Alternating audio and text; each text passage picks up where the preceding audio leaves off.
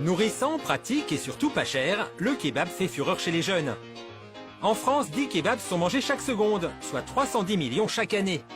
Après l'Allemagne, nous sommes le pays qui possède le plus de snacks kebab en Europe. La particularité de ce sandwich, c'est sa viande grillée sur une broche tournante. Appétissant, mais c'est quoi exactement la viande utilisée pour un kebab? Est-ce que vous aimez les kebabs? Est-ce que vous en mangez? Je ne sais même pas ce que c'est. C'est bon, ouais, pour ce qu'il y a dedans. Ouais, vous savez quelle viande on utilise pour faire un kebab? À la base, c'est de l'agneau. Ouais, le bœuf ou le mouton. Poulet aussi, je crois, non? C'est de l'agneau, c'est du mouton.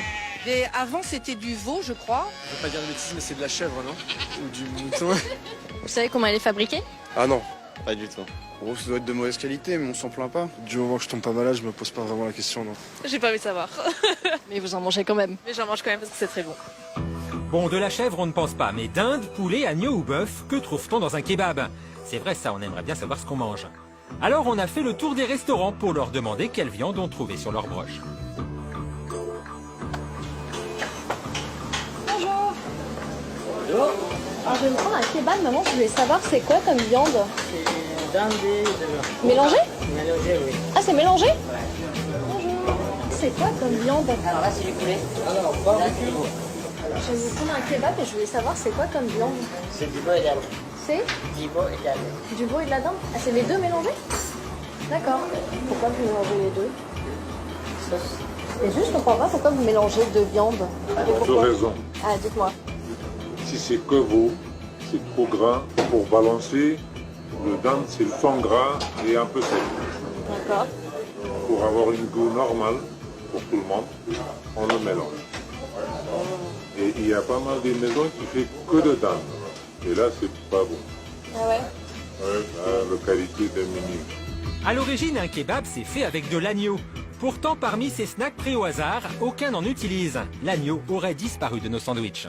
Mais c'est pas de l'agneau normalement, le kebab? Non. Non?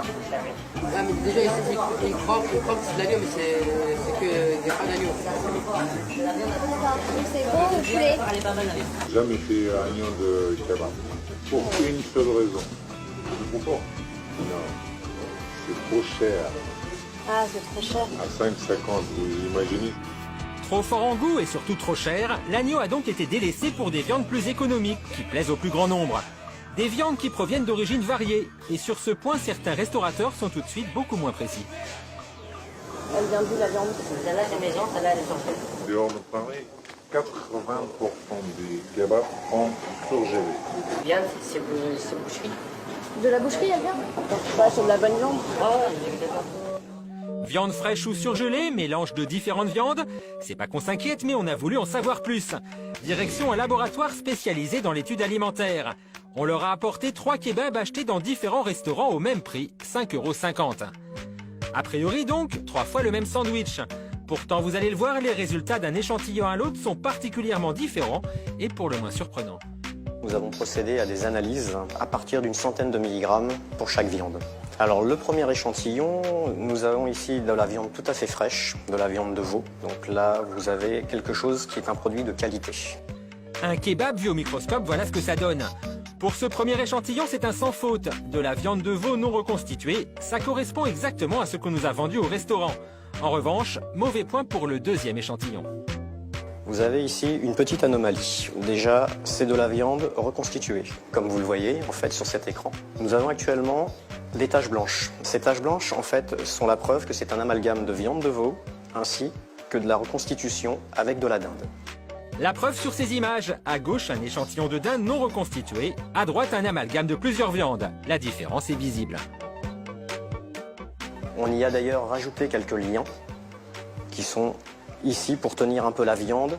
C'est un produit de moindre qualité qui est plutôt gras. Pire, selon leurs analyses, il s'agirait de viande congelée, alors qu'au restaurant, on nous avait garanti qu'il s'agissait d'un produit frais.